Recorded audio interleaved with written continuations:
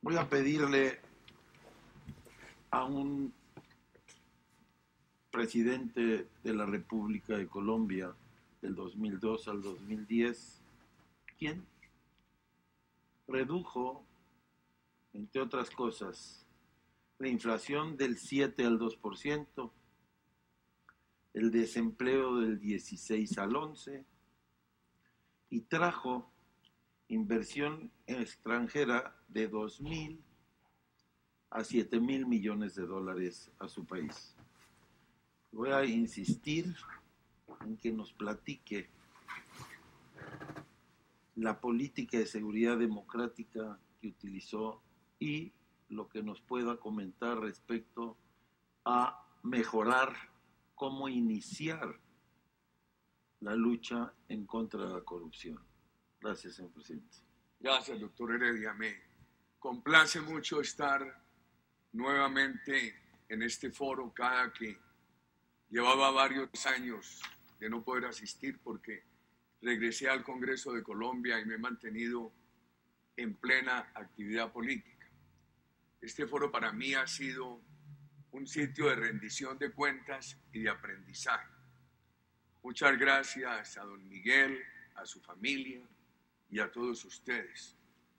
Quisiera hacer un repaso enunciativo del concepto general de lo que hizo el gobierno nuestro, de lo que ahora se propone, del impacto que pueden tener las redes sociales, del tema corruptor del narcotráfico, la relación justicia-política, Venezuela, caso paradigmático, y la necesidad de tener una agenda política permanente contra la corrupción.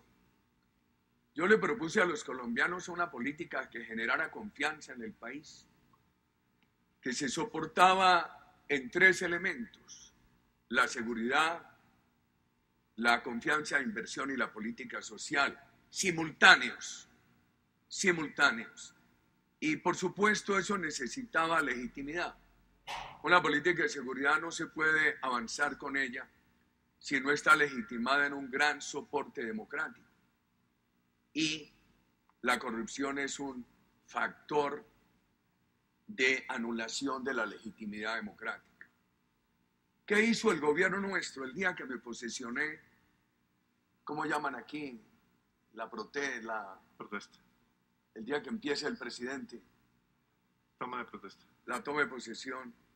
Pero es el presidente protesta, ¿cómo es? Protesta constitucional. Y presenté un referendo contra la corrupción. Lo anuncié ampliamente en la campaña. Pasó un punto que declara la muerte política a las personas condenadas por delitos que afecten el patrimonio público. Eso se aprobó en el mes de octubre del año 2003. Siempre mi idea ha sido trabajar con las instituciones fundamentales del Estado de Derecho. Y creo que ahora que todos los países dicen tener normas heterónomas ajenas al gobernante, constitución escrita, organismos de control, hay que apelar al elemento diferencial por excelencia del Estado de Derecho, la opinión pública. Entonces el gobierno nuestro se empeñó en controles de opinión para derrotar la corrupción. Primero, crear esa gran sensibilización a través del referendo que se hizo en 2003. Y después dijimos, está muy bien todos los controles, los administrativos, los fiscales, las normas punitivas, la justicia.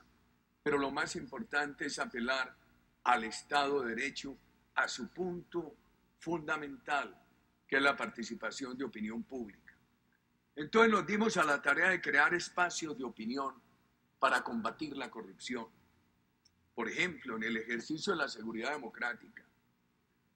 Nosotros hacíamos consejos de seguridad todos los domingos o lunes y participaba la comunidad. Y eso se convirtió en un gran factor que exigía transparencia al interior de las Fuerzas Armadas. Segundo, yo no sé cómo lo llama la legislación mexicana. En Colombia hay una etapa en el proceso de licitaciones públicas de contrataciones que se llama prepliego.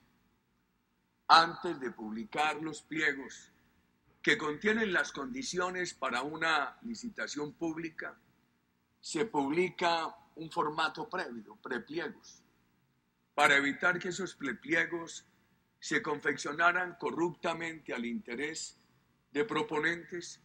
Nosotros creamos la etapa de publicación y crítica de prepliegos. Fue bien importante. Y después nos propusimos que todos los contratos fueran asignados en audiencia pública. Lo había hecho yo como gobernador en mi estado, en Antioquia, años antes, y lo impusimos en la presidencia de la República.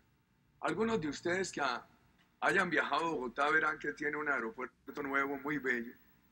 Demoramos varias semanas en una audiencia pública televisada discutiendo entre los diferentes proponentes la adjudicación de ese contrato.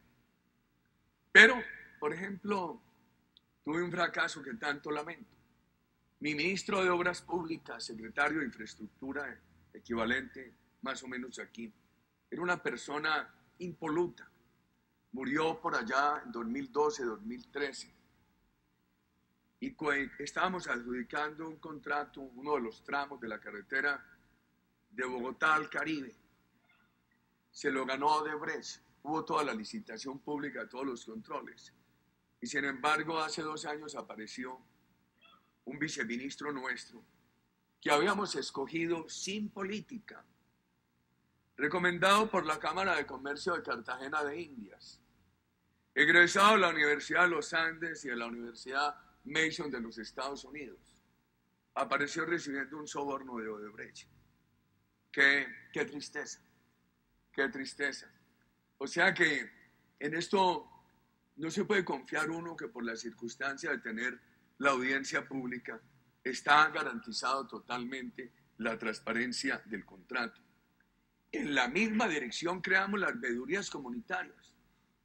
Cada contrato, además de tener su interventor, necesitaba tener la veeduría comunitaria. Yo he mantenido la idea de que los procesos electorales no son suficientes para la democracia.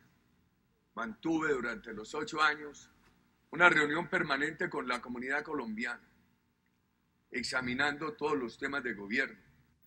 Y había un segmento que se llamaba contratistas visibles. Estábamos en una región colombiana un sábado y todos los contratistas de esa región tenían que hacerse presentes y responder los requerimientos de la comunidad. Contratistas visibles. Además, aquí me acompaña quien fuera fiscal general de la Nación, embajador en México, Luis Camilo Osorio. Con él adelantamos reformas bien importantes a la justicia, el régimen acusatorio y la oralidad. La oralidad ha avanzado en Colombia en penal, ha avanzado en laboral, en civil, en comercial. Falta mucho en la justicia, pero yo creo que la oralidad es un buen camino para derrotar la corrupción. Ustedes hablaban de trámites, hicimos reformas antitrámites. Mientras más simple el Estado, menos propenso a la corrupción. Sin embargo, esas reformas antitrámites no fueron suficientes, estimados ciudadanos. ¿Qué se propone hoy? El presidente Duque de nuestro partido fue elegido con una gran agenda contra la corrupción, además de otros temas. Y a mí sí me parece muy importante el ejemplo. Un expresidente de nuestro país solía decir, generalmente son más importantes los seres humanos que las instituciones. El ser humano es finalmente quien marca el ritmo, el nivel de transparencia de las instituciones. Hemos elegido un hombre muy joven, totalmente transparente, el presidente Duque. Él ha propuesto avanzar más en las normas antitrámites, convertir los delitos de corrupción en delitos imprescriptibles. Hace años, cuando mi generación estaba joven y discurríamos en las bancas de la universidad, nunca pensamos que hubiera que llegar a este tipo de sanciones. Parecerían contrarias a la formación que nos dieron de lo que llamaríamos la combinación de la visión humanista y liberal en el sentido filosófico, que no consideraba tanta dureza en el tema punitivo. Delitos contra la corrupción imprescriptibles, además que no haya beneficios, por ejemplo, de casa por cárcel, que la persona no pueda volver a contratar con el Estado, la persona jurídica, la compañía, el Odebrecht, que haya incurrido en delitos de corrupción, tampoco podrá volver a contratar con el Estado. Esa reforma está en plena consideración hoy del Congreso de Colombia. Y algo bien importante, preguntarán ustedes, pero es que los socios de esa empresa corrupta pueden reaparecer en otra empresa. El castigo se extiende, tiene cubrimiento sobre la empresa, sobre sus socios y sobre sus administradores. Me parece que el tema de las redes y el tema de toda esta inteligencia artificial y de la informática prestan un gran servicio en la lucha contra la corrupción. Permite la denuncia y el exceso de denuncia. Pero, por ejemplo, yo que vivo en la confrontación, reconozco que es mejor el exceso de denuncia que la limitación de la denuncia. Y las redes son proclives al exceso de denuncia, pero eso tiene que ayudar a derrotar la corrupción. Me parece, para mi generación, no es fácil entrar a estudiar el blockchain y otras herramientas modernas, pero es bien importante porque, por ejemplo, encuentra uno en el entendimiento somero de la herramienta que permitirá tener una información, por ejemplo, de un registro de propiedad de manera histórica e inmodificable. Y al no permitir modificaciones sobre esa información, se convierte en una gran garantía de transparencia. Yo quiero referirme brevemente al poder corruptor del narcotráfico. Alguna vez me invitó la señora del presidente Calderón a una reunión con profesores en el distrito. Y como yo he tenido una política firme, algunos dicen dura, en materia de seguridad, entonces algunos profesores gritaban: Uribe, no, guerra, no queremos guerra. Yo les dije: mire, profesores, el narcotráfico tiene un poder corruptor total.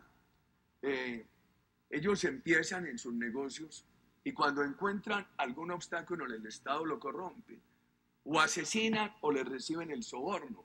Y eso puede llegar a ustedes, los profesores. ¿Por qué? Porque puede llegar un momento que se ha visto en Colombia, que un padre de familia que está en el narcotráfico le dice a un profesor: o me arregla este problema de la nota de mi hijo, le pago este soborno o lo asesino. El poder corruptor del narcotráfico no tiene límite, hay que derrotarlo. Ahora se empieza a hacer algo en Colombia muy importante. En Colombia no se criminaliza el consumo, sí se criminaliza el narcotráfico, el tráfico. La decisión que se ha tomado ahora por decreto del presidente Duque es autorizar el decomiso de cualquier dosis. Nosotros, y los muchachos le dicen a uno, desde que eso se haga sin que la policía nos maltrate, nos parece muy bien. Yo creo que es un buen camino experimental. Es muy difícil derrotar la corrupción en un país que en 2012 tenía 42.000 hectáreas de narcotráfico. En marzo de este año tenía 209.000 y ahora se habla de 270.000. Cuidado con el tema de la politización de la justicia. Ese es otro tema que tienen que evitar nuestras sociedades en la lucha por la transparencia. El caso paradigmático de Venezuela. Miren qué pasó desde mi modesta visión. Cuando el presidente Chávez llegó, Venezuela había tenido dos gobiernos transparentes: el gobierno de don Ramón de J. Velázquez y el gobierno del presidente Caldera. Pero en el imaginario popular seguía rondando con un gran peso el tema de la corrupción. El presidente Chávez ganó las elecciones sobre dos banderas: la corrupción y una política social. Están los registros de prensa de la época. Siempre dijo defender los valores democráticos, estar en contra del castrismo, del marxismo, etc. La corrupción que rondaba en el alma de los venezolanos permitió su elección. Y después de elegido empezó a restringir las libertades democráticas, la empresa privada. Inicialmente eso no se notó, porque ayer decía don Carlos Slim que tuvo momentos en que le ingresaban al fisco venezolano 500 millones de dólares al día por la bonanza petrolera, en volumen de producción y en precios. Entonces el pueblo venezolano inicialmente se sentía abastecido, compraban todo en el extranjero. Después vino la